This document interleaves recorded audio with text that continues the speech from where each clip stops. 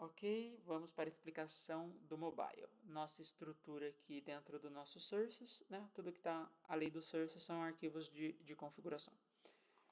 Então, dentro do nosso sources, nós temos a estrutura de app, assets, components, os hooks, a parte de controle de estado global com Redux, parte de servidor, que vai fazer as chamadas do Axels para o back-end, uma parte aqui de storage e os nossos styles e a parte de úteis. Então, começando aqui pelo app, o nosso app basicamente só tem a definição das nossas telas. Então, dentro de screen, nós temos as telas de receita, de cadastro. Então, form recipe, para aquela parte de cadastro de receita. O cadastro de step está meio que tudo junto, né, através dos componentes que eu mostrarei mais adiante. Aqui é uma lógica um pouco grande, então eu não vou passar linha a linha, pois tem muitas variáveis, muitas condições, mensagens de erro e sucesso, de acordo com o que vem do back-end, se foi publicado ou não, se foi salvo, tudo diferentes status, né? Se retorna que foi criado, se retorna um bad request ou se retornam 500. Enfim, aqui a gente faz bastante tratativa, as nossas constantes aqui, né? As nossas variáveis de estado. Basicamente, tudo isso aqui compõe o nosso formulário de cadastro, que tem alguns componentes internos que eu mostrarei mais adiante, né? Como esse step modal, parte de botão, a nossa lista, né? O nosso data table, que vai mostrar as receitas listadas. Passando aqui para a tela de usuário, é onde nós temos a tela de perfil, então ele basicamente traz aqui no index a informação, novamente aqui definição de constante. A gente já começa validando toda vez que o usuário entra na tela de perfil se ele está logado ou não, então a gente valida se o token tá expirado. A gente faz o fetch do profile dele. Depois do fetch do profile, a gente faz o fetch do conteúdo dele para carregar as informações ali num gridzinho para ele, e conforme ele for scrollando, isso vai ativando, né, através de paginação. Tudo isso, né, carregado assim que o componente é renderizado no useEffect. Nós temos dois useEffect, um inicial e um que fica controlando aqui, que é por conta que a gente utiliza o mesmo componente com base no se o usuário, se a tela de perfil que eu estou vendo é a minha, né, é a do usuário logado, ou se ele está vendo um usuário terceiro. E aí, né, esse third party ID é do usuário que ele decidiu visualizar o perfil para ver as publicações dele. E aí ele atualiza isso também com base no ID que tá, no ID do seguidor, né? Para quando eu estiver alterando, né? Quando eu decidir seguir ou deixar de seguir um usuário, eu mantenho isso aqui no useEffect, né? Para ele identificar que teve uma alteração e ele re-renderizar a tela. Aqui é basicamente a parte do que você viu na apresentação, né? Então na tela de perfil começa com a imagem do usuário, né? Então, se eu não tiver com ele ativo, ele vai carregar só uma mensagenzinha para redirecionar para a página de login, senão ele já começa aqui a renderizar a tela do usuário. Então, a imagem de perfil. Depois, aquele textozinho abaixo da imagem de perfil, né, que mostra os seguidores, parte de seguinho, dos posts e tudo mais. A parte abaixo aqui, ele carrega o conteúdo do nosso usuário.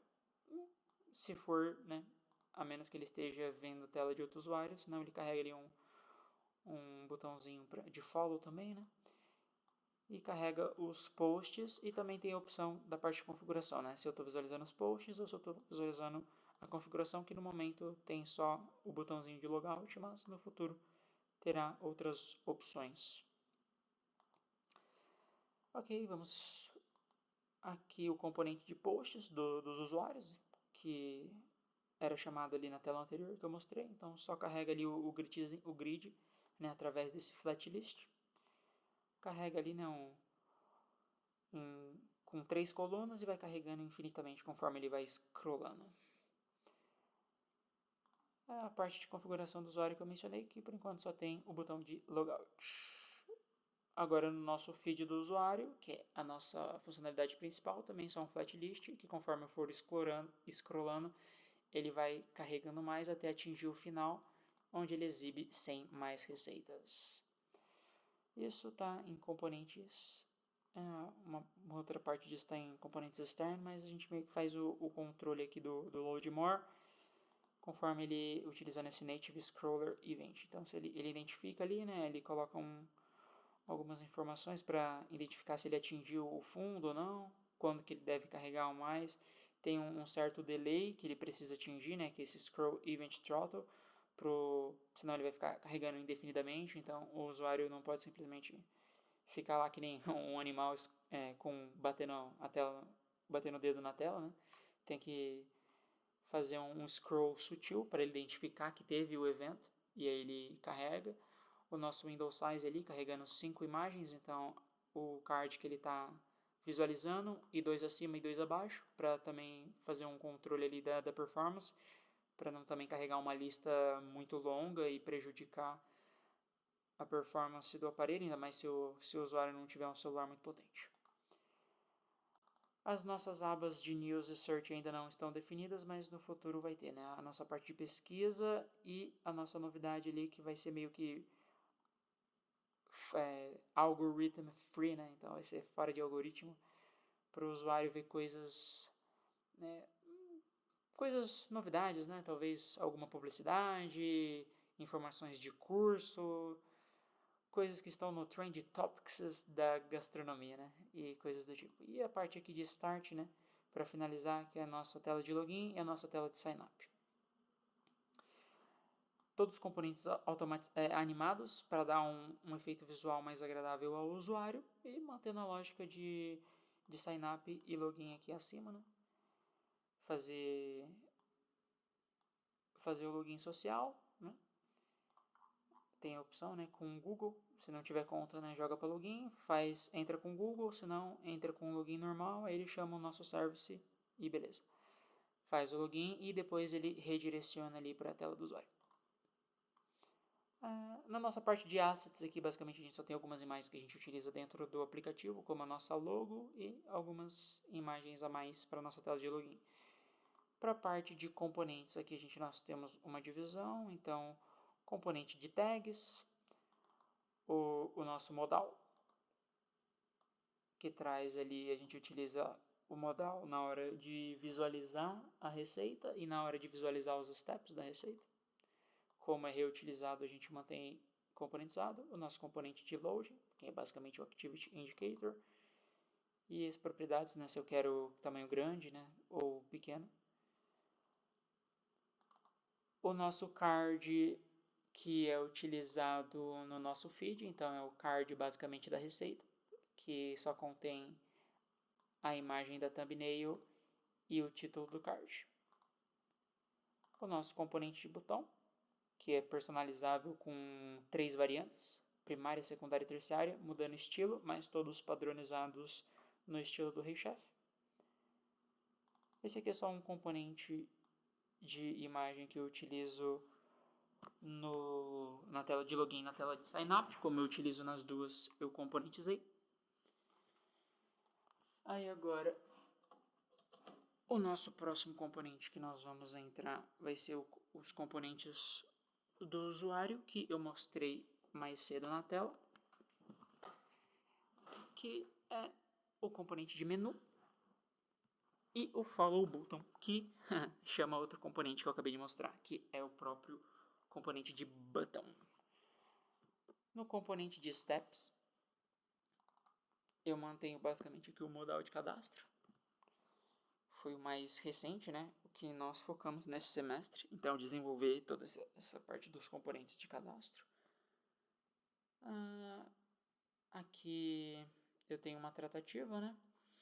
No meu método de salvar e no meu método de atualizar. Tem essas duas variantes. E como a tratativa é semelhante para ambos, eu externalizei esse onPostError, que eu chamo nos dois. Então, se ele der um erro no post ou se ele der um erro no patch, ele vai tratar, né, de forma semelhante. Aqui uma tratativa especial para quando o arquivo é muito grande. Por enquanto a gente está com um limite de 80 megabytes. No futuro a gente pretende aumentar isso quando a gente tiver uma plataforma mais robusta para permitir que os usuários postem vídeos de maior qualidade.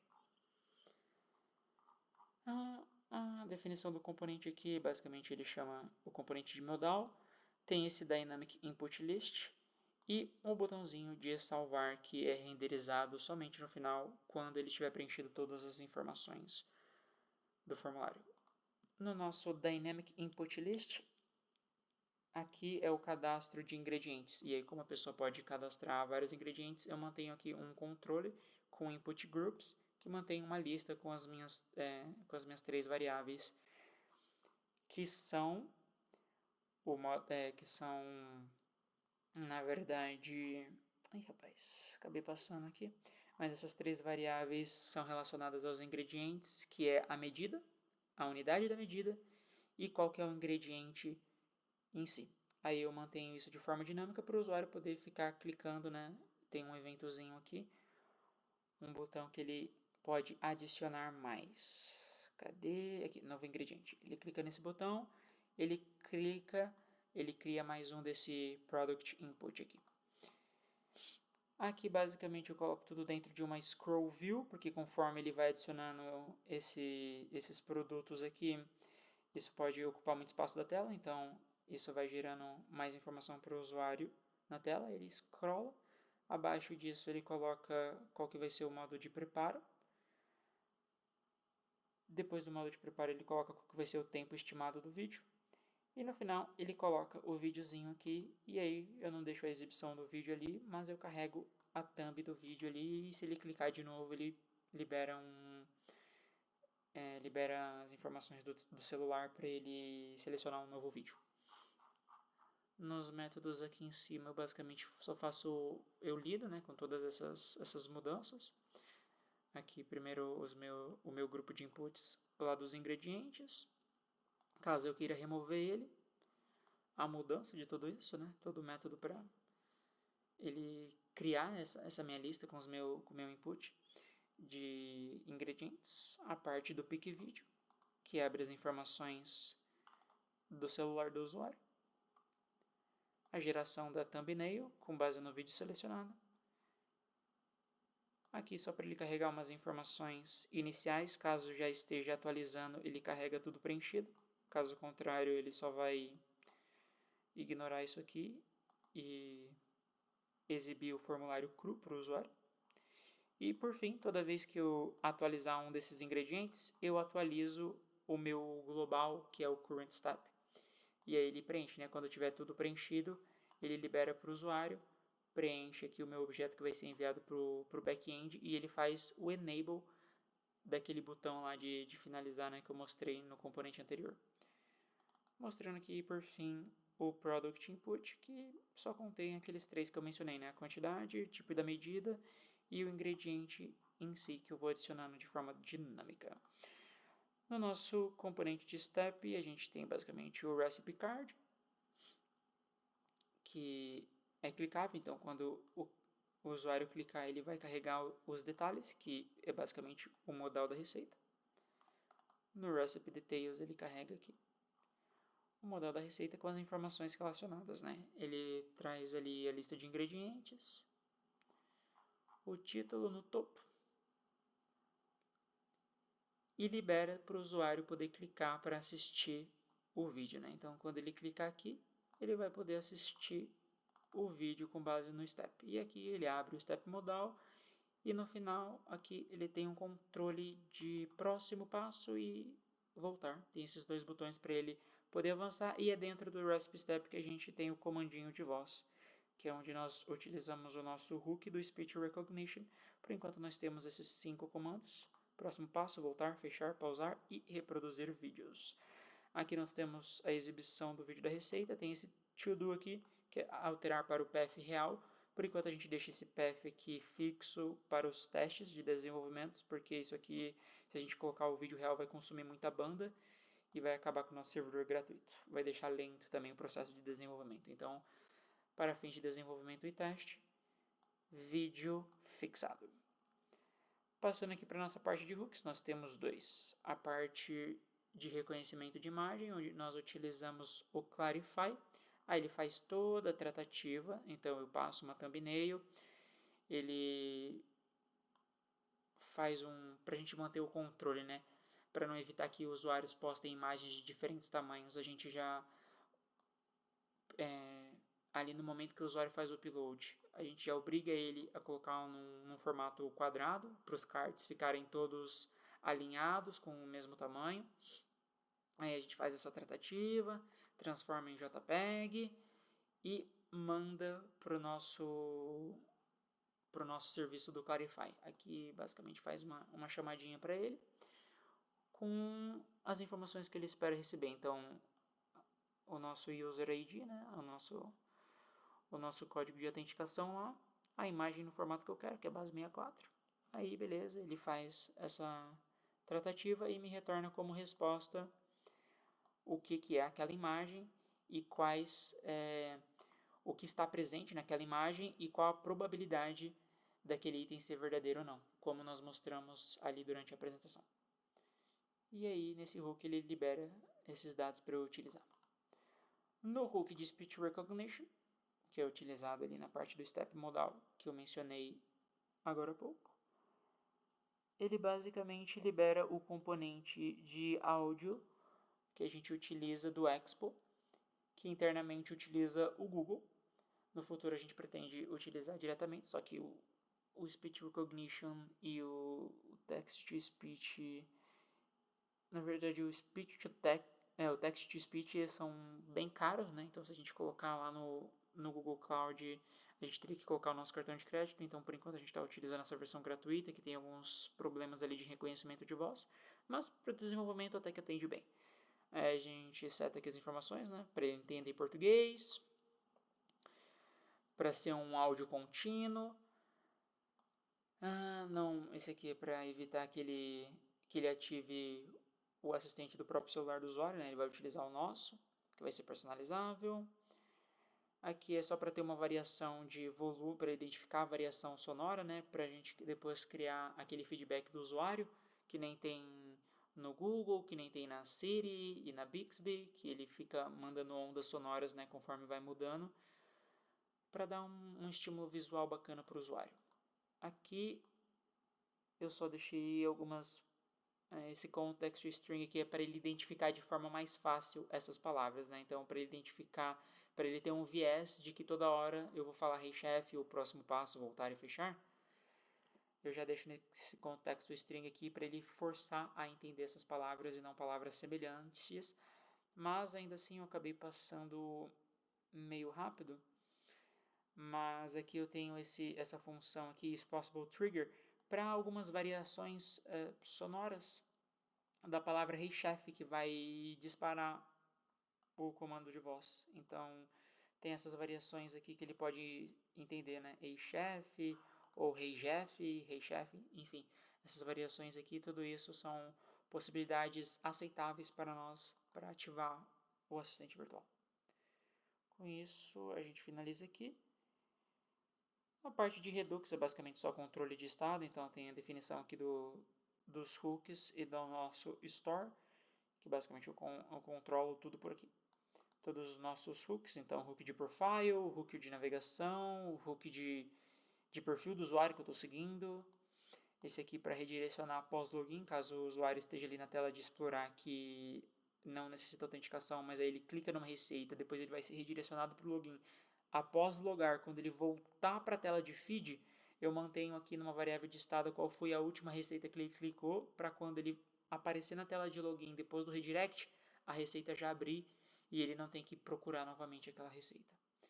E o último variável de estado é o nosso current step. Eles basicamente têm um modelo simples, eu vou entrar só em um, onde eu crio aqui o meu reducer, eu tenho o estado inicial de cada um deles, que começa zerado, e os métodos que eu utilizo em cada um, né? Então, no current step ele tem a parte de atualizar o step, enfim, somar qual que vai ser o próximo número, basicamente isso.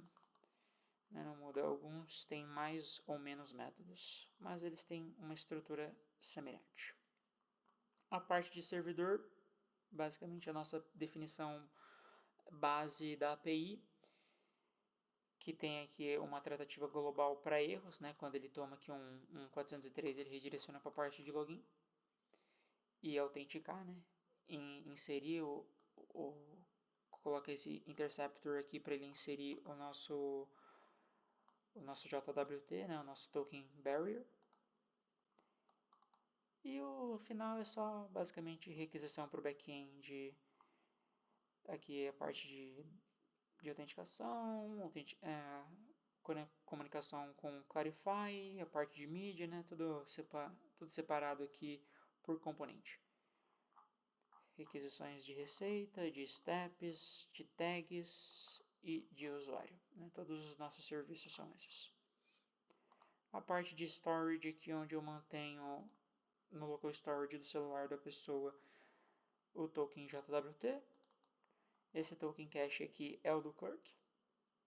E o user ID, né, como é uma informação amplamente utilizada nas nossas requisições, eu também mantenho ele no storage do usuário. Aqui as nossas bibliotecas de estilo, né, no começo a gente teve muita dificuldade para implementar bibliotecas de estilo, né, a gente tentou com Tailwind, e aí dado uma dificuldade de configuração a gente decidiu fazer a nossa própria, até porque a gente tem cores específicas, nós temos fontes particulares e a parte global aqui a gente meio que teve que refazer ali o Bootstrap.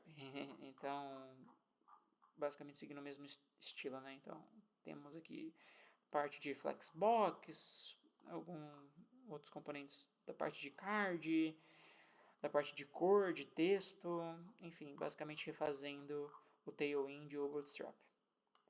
Aqui são estilos particulares da tela de login, da tela de cadastro de receita e esse Dynamic aqui também ali do formulário de cadastro.